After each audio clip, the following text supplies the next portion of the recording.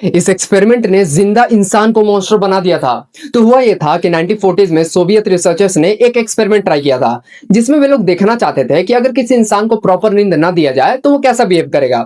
जिसके लिए वे लोग कुछ कैदियों को लेते हैं और उनको एक ऐसे रूम में लॉक करते हैं जिसमें वे लोग एक ऐसा गैस रिलीज करते रहते थे जिससे उन कैदियों को नींद ही ना आए। तो इस एक्सपेरिमेंट का पहला एक दो दिन एकदम अच्छे से गुजरा। वे कैदी एक दूसरे से अच्छे से बातें कर रहे थे, अच्छे से रह रहे थे, मतलब सब कुछ नॉर्मल था। सिचुएशन बदलना शुरू होता है तीसरे दिन से, जब वे कैदी एक दूसरे के साथ ऐसे ऐसे सीक्रेट शेयर कर रहे थे जो वे मिलिट्री वाले उनको टॉर्चर करने के बाद भी उनसे नहीं बुलवा पाते थे।